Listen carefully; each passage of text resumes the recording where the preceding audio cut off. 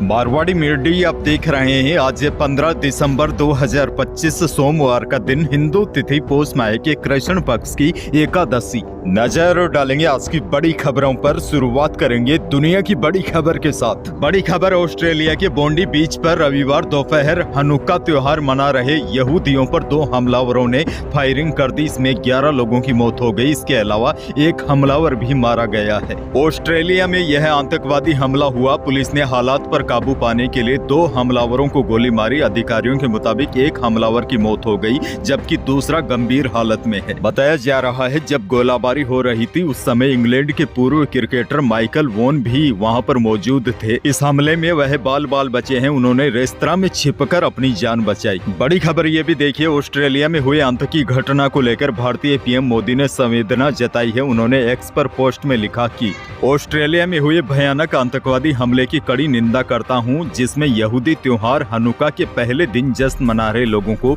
निशाना बनाया गया। पीएम ने कहा, इस दुख की घड़ी में हम ऑस्ट्रेलिया के लोगों के साथ एकजुट है।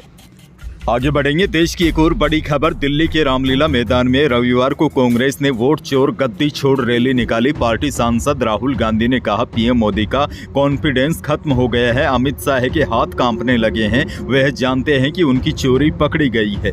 वहीं इस दौरान पार्टी महासचिव प्रियंका गांधी ने कहा कि आज न्यायालय पर दबाव है। सारी मीडिया अंबानी अडानी की है। कांग्रेस के नेताओं को तरह तरह के आरोप लगाकर जेल में बंद किया जा रहा है। वहीं कांग्रेस अध्यक्ष मल्लिकार्जुन खड़गे ने कहा कि इन लोगों ने हमारा वंदे मातरम भी चोरी किया है। ये लोग नेहरू पटेल के बीच दरार पैदा कर रहे हैं।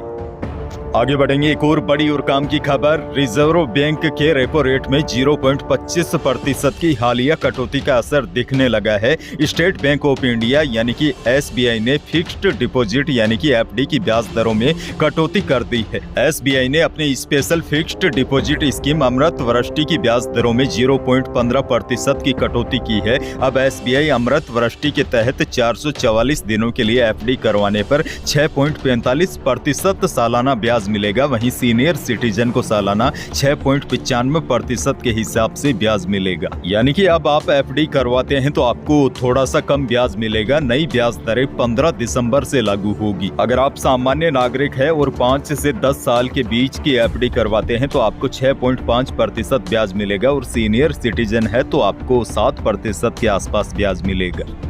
बहरहाल आगे बढ़ेंगे। राजस्थान से बहुत बड़ी खबर, राजस्थान में कल 3 विधायकों के वीडियो सोशल मीडिया पर खूब वायरल हुए। दरअसल इन 3 विधायकों ने सरकार के सारे दांव की पोल खोलकर रख दी। भ्रष्टाचार मिटाने का दावा करने वाले नेता खुद कमीशन का बड़ा खेल खेल रहे हैं। दरअसल विधायक निधि में भ्रष्टाचार के मामले में एक अखबार ने बड़ा खुलासा किया है। इसमें विकास कार्यों की अनुशंसा करने के नाम पर विधायक 40% कमीशन मांग रहे हैं। दरअसल एक अखबार का रिपोर्टर डमी फर्म का प्रोपराइटर बनकर विधायकों से संपर्क किया। उसके बाद कमीशन का खेल पूरा कैमरे में कैद हो गया। 3 विधायक कमीशन में डील की। कांग्रेस की अनीता ने 50,000 रुपए ले भी लिए। बीजेपी के डांगा बोले 40% दो और निर्दलीय रितु ने 40 लाख रुपए में डील की। अब जरा सोचिए, यह वही नेता है जो भ्रष्टाचार मिटाने के बड़े बड़े दावे करते हैं, लेकिन बिना पैसों के यह भी काम नहीं करते। कोई भी काम दिलवाने के लिए इनको कमीशन चाहिए। अब तीनों विधायकों के वीडियो वायरल होने के बाद प्रदेश में हड़कंप मच गया। मामला मुख्यमंत्री तक पहुंचा, जिसके बाद अब इन तीनों पर एक्शन भी लिया गया है। विधायक कोष से अनुशंसा करने के नाम पर कमीशन मांगने वाले विधायकों के एमएलए लैंड फंड खाते को सरकार ने सीज कर दिया है। सीएम भजनलाल ने खुद खाते फ्रीज करने के आदेश देते हुए कहा कि कोई भी व्यक्ति कितना भी प्रभावशाली क्यों न हो, यदि भ्रष्टाचार में दोषी पाया जाता है तो उसे बख्शा नहीं जाएगा। खैर आगे बढ़ेंगे। बड़ी खबर, राजस्थान के लोगों के लिए बड़ी खुशखबरी। अब प्रदेश के लोगों को गुजरात के अस्पतालों में भी मुफ्त इलाज मिलेगा। दक्षिणी राजस्थान के लोगों को बड़ी सुविधा मिलेगी, क्योंकि दक्षिणी राजस्थान की बड़ी संख्या में लोग बेहतर चिकित्सा सुविधाओं के लिए गुजरात के अस्पतालों पर निर्भर है। अब राजस्थान आयुष्मान योजना और आयुष्मान वय वंदना कार्ड धारकों को गुजरात के निजी अस्पतालों में भी मुफ्त इलाज की सुविधा मिलेगी।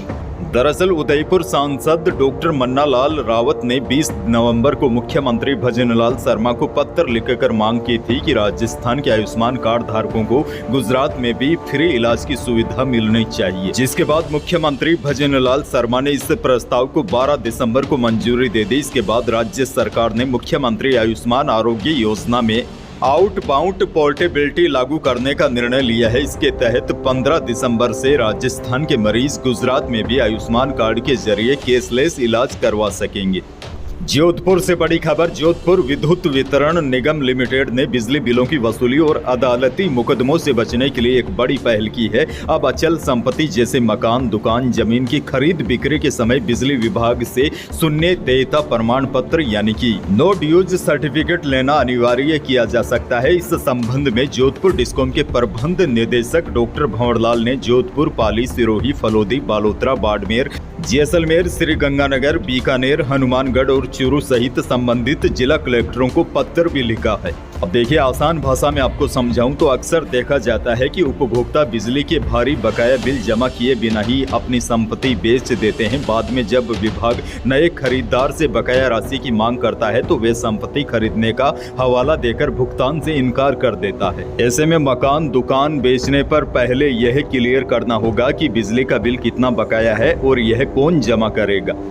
आगे बढ़ेंगे। एक और बड़ी खबर। भले ही सरकार ने नरेगा का नाम बदल दिया है, लेकिन राजस्थान के डूंगरपुर जिले में मनरेगा योजना आज खुद वेंटिलेटर पर है। गरीबों के लिए संजीवनी कही जाने वाली यह योजना अब बजट के अभाव से दम तोड़ रही है। पिछले 3 सालों से करोड़ों का भुगतान बकाया है, जिससे मजदूरों से लेकर सरपंच तक सभी परेशान है। अकेले डूंगरपुर जिले में करीब 280 करोड़ रुपए का भुगतान बकाया है। सिर्फ सामग्री ही नहीं, इस योजना को जमीन पर उतारने वाले कारीगर भी दाने दाने के मोहताज है। पिछले 1 सालों से इनका करीब 1.5 करोड़ रुपए मानदेय प्रशासन की फाइलों में दबा हुआ है। काम पूरा हो चुका है, लेकिन जेबें खाली है। सरपंचों का कहना है कि बजट के अभाव से अब नए काम शुरू करना तो दूर, पुराने कामों की देनदारी चुकाना भी मुश्किल हो गया है।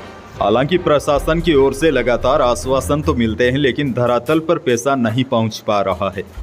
बीकानेर से बहुत बड़ी खबर। बीकानेर में नाल सिविल एयरपोर्ट पर शनिवार 13 दिसंबर रात सिक्योरिटी चेकिंग के दौरान फ्रांसीसी पति पत्नी के पास एक जानवर की खोपड़ी मिली। रविवार को इन्हें वाइल्ड लाइफ एक्ट में गिरफ्तार किया गया है। खोपड़ी किस जानवर की है, इसकी पहचान के लिए इसे देहरादून लेबोरेटरी भेजा जाएगा। पति पत्नी फिलहाल पुलिस की निगरानी में है। दिल्ली में फ्रांस के दूतावास को भी इसकी सूचना दी गई है। जांच में सामने आया है कि दोनों 8वीं बार भारत घूमने आए थे। यह बीकानेर से दिल्ली जा रहे थे। एयरपोर्ट पर इनको पकड़ा गया।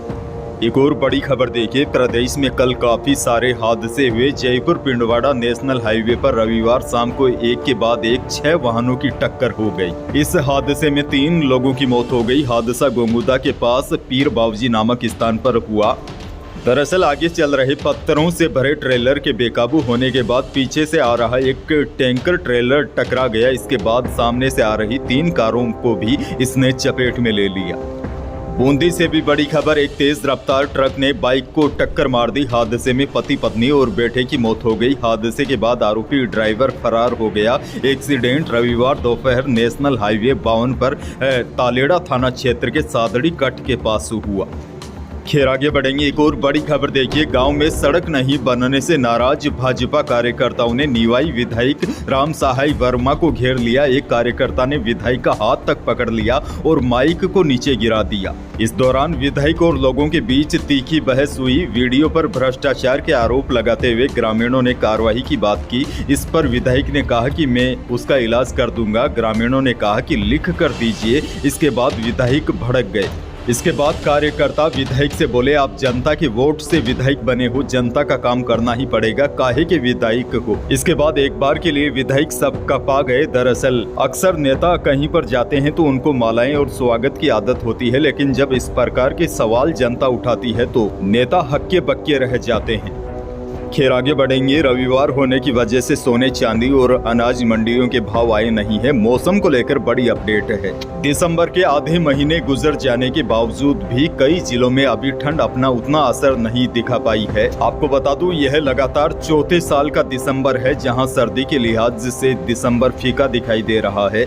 हालांकि सुबह शाम हल्की सर्दी की वजह से सिहरन जरूर महसूस हो रही है, लेकिन दिन में सूरज की तपिश अब भी गर्माहट बनाए हुए हैं। अब देखिए ताजा जानकारी यह है, मौसम विभाग के मुताबिक 18 से 20 दिसंबर के बीच एक पश्चिमी विक्षोभ उत्तर और पश्चिमी भारत से गुजरेगा। इससे उत्तर भारत में बर्फबारी होने की संभावना है। जब यह सिस्टम आगे बढ़ेगा, करीब 20 दिसंबर के बाद उत्तरी हवाओं का दौर शुरू होगा, जिसके चलते तापमान में गिरावट होने की संभावना है। यानी कि 20 दिसंबर के बाद कड़ाके की सर्दी का दौर देखा जाएगा।